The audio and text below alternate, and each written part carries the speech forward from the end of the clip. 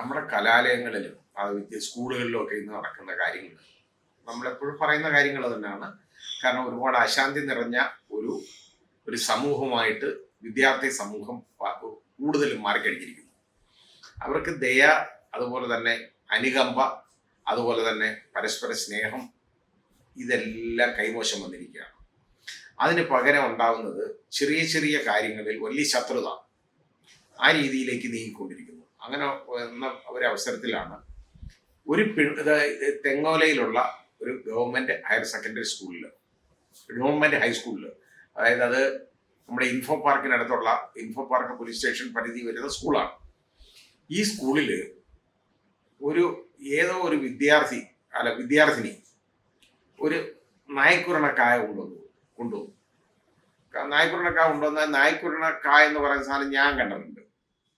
കാരണം എൻ്റെ ഫാദർ ഇതൊരിക്കൽ ഞങ്ങളുടെ ഒരു അപ്പുറത്തുള്ള ഒരു പുരയിടം ഉണ്ട്, അവിടുന്ന് ഏതാണ്ട് നല്ല സ്റ്റൈലാണ് കാണാൻ കേട്ടോ, വളരെ രസമാണ് കാണാൻ. ഈ വള്ളി പടന്നിട്ട് അതിലിങ്ങനെ പിടിക്കുന്ന കായാണ്. നമ്മുടെ പയർ പോലെ ഇച്ചിരി വീതിയുള്ള നമ്മുടെ ബീൻസ് പോലെ ഉള്ള രീതിയിലിരിക്കുന്നതാണ്. അതിനിങ്ങനെ രോമങ്ങളാണ്. ഇത് ഒരു വട്ടക്കണ്ണിയുടെ ഇലയിൽ എൻ്റെ ഫാദർ ഇത് അറിഞ്ഞുകൂടായിരുന്നു ഇത് എന്തുവാന്ന്. ഇതും നല്ല ഒരു നിറച്ച് പറിച്ച് വീട്ടിൽ കൊണ്ടുവന്നിട്ട് അങ്ങ് ചൊറി തുടങ്ങി കേട്ടോ. അപ്പോൾ വീട്ടിൽ അന്ന് ജോലിക്ക് വരുന്ന ഒരാളുണ്ടായിരുന്നു, എത്തപ്പായുള്ളൊരു മനുഷ്യൻ.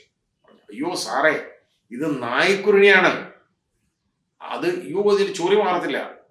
എൻ്റെ വാപ്പായ്ക്ക് ഒരു ദിവസം മുഴുവൻ കഴുകിയിലേ പറ്റുള്ളൂ. കാരണം പുള്ളി ഇത് വലിയ നല്ല സ്റ്റൈലല്ലേ, ഏതാണ്ട് തിന്നുന്ന സാധനമെന്ന് പറഞ്ഞ് കൊണ്ടുവന്നാണ്.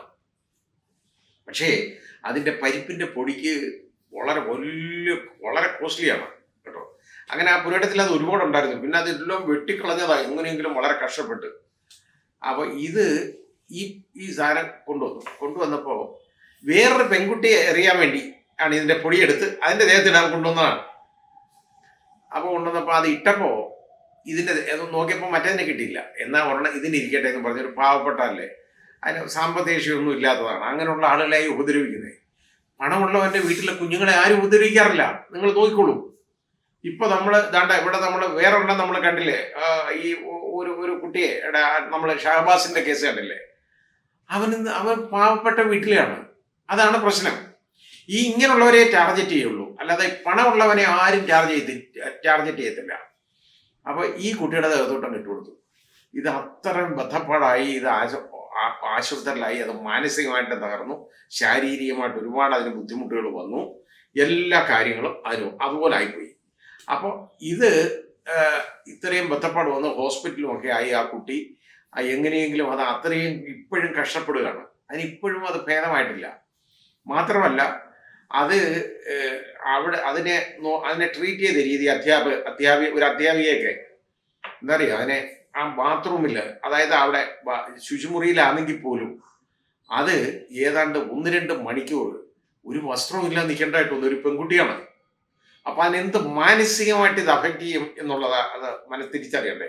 അതുപോലും തിരിച്ചറിയാൻ ബോധമില്ലാത്തവരാണ് അധ്യാപക വർഗങ്ങളിൽപ്പെട്ട പലരും. ഏതായാലും ഇന്ന് ആ കുട്ടിക്ക് അല്പമെങ്കിലും അതിനോട് നീതി പുലർത്തുന്ന ഒരു തീരുമാനം വന്നിട്ടുണ്ട്, സർക്കാർ വന്നു. അതായത് 3 അധ്യാപികയും 2 ടീച്ചേഴ്സിനെ, 3 അധ്യാപകരെ സസ്പെൻഡ് ചെയ്തിട്ടുണ്ട് കേട്ടോ. വേറെ ഒരെണ്ണത്തിനെ സ്ഥലം മാറ്റി. അപ്പോൾ അത്രയെങ്കിലും ആയല്ലോ. ഏതായാലും ഇതേപോലാണ് ഈ കുഞ്ഞുങ്ങളെ ട്രീറ്റ് ചെയ്യുന്നത് നമ്മളൊന്ന് കാണണം. എന്നിട്ട് എന്താ പറഞ്ഞതിനെ കുറിച്ചൊക്കെ ആ അധ്യാപിക പറഞ്ഞു കൊടുത്താണ് ആ കുട്ടിയെടുത്ത്. ഇത്രയും അതിന് ചൊറിച്ചിൽ കൊണ്ട് അതിന് തറയിൽ നിൽക്കാൻ വയ്യ, ആ രീതിയിലാണ്. അങ്ങനെയുള്ളതിനാണ് പറഞ്ഞു കൊടുത്തത്. എന്താണെന്നറിയാം, അതിൻ്റെ എല്ലാ ശരീരത്തിൻ്റെ പല ഭാഗങ്ങളും അതുപോലെ ആയിപ്പോയി കേട്ടോ. അതൊക്കെ എന്നൊക്കെ പറഞ്ഞാൽ അത് ഈ പ്രൈവറ്റ് പാർട്സിൻ്റെ ആ ഭാഗത്തൊക്കെ ഇത് ചൊറിച്ചിലൊക്കെ വന്നു കഴിഞ്ഞാൽ ഇതൊന്നും ചെയ്യാൻ തൊലി പോവും ചൊറിഞ്ഞിട്ട് ഒന്നും ചെയ്യാൻ പറ്റത്തില്ല.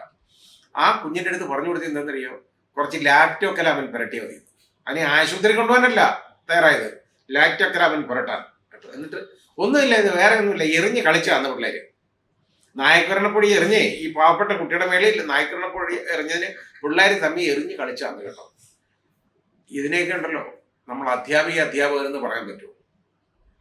അതുപോലെ ഈ നായ്ക്കുരണപ്പൊടി എറിഞ്ഞ വിദ്യാർത്ഥിനികൾ നമ്മളൊന്ന് നോക്കിക്കോളൂ.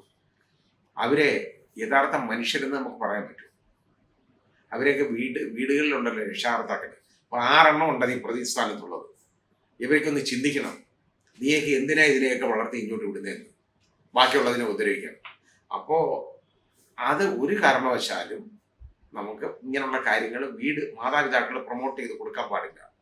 അവർക്ക് അത് വേണ്ട രീതിയിലുള്ള ശിക്ഷണം കൊടുക്കാത്തതിൻ്റെ കുഴപ്പമാണ് ഇങ്ങനെ ഒരു കുട്ടിയെ ഉപദ്രവിക്കാനുള്ള ഒരു മാനസിക സ്ഥിതി, അതും കൂട്ടം ചേർന്ന്. ഒരാളൊക്കെ ആണെങ്കിൽ ഒരു സ്ട്രേ ഇൻസിഡന്റ് നമുക്ക് മനസ്സിലാവും. ഇത് അങ്ങനല്ലല്ലോ, ഇത് കൂട്ടം ചേർന്നാണ് ഇതിനെ അറ്റാക്ക് ചെയ്തത്. അത് മാത്രമല്ല, ഇതിനു മുമ്പ് അത് പരാതി പറഞ്ഞിട്ടുണ്ട്. അതിന്റെ മുതുകത്ത് ഡെസ്ക് പിടിച്ചിരിക്കുക, അതിന് വയ്യാതായി. ഈ പറയുന്ന ഡെസ്ക് കൊണ്ടൊന്ന് പിടിക്കുക, ഇത് എന്ത് ചെയ്യാൻ പറ്റും? ഇത് ഒരൊറ്റപ്പെട്ട കുട്ടിയാണ്. കാരണം അത് കുറച്ച് നാളെ ആയുള്ളൂ അത് ആ സ്കൂളിൽ വന്നിട്ട്, കുറെ ഇതേ ആയുള്ളൂ, 1 വർഷത്തിന് താഴെ അങ്ങനെ ആയുള്ളൂ. 10th സ്റ്റാൻഡേർഡിലോ മറ്റോ അവിടെ വന്ന് ചേർന്ന്. അപ്പോൾ അത് അതിന്റെ വീട്ടിൽ പോയി അതിന്റെ അമ്മ എടുത്ത് പറഞ്ഞല്ലാതെ വേറെ ആരുടെ അടുത്ത് പറയാൻ?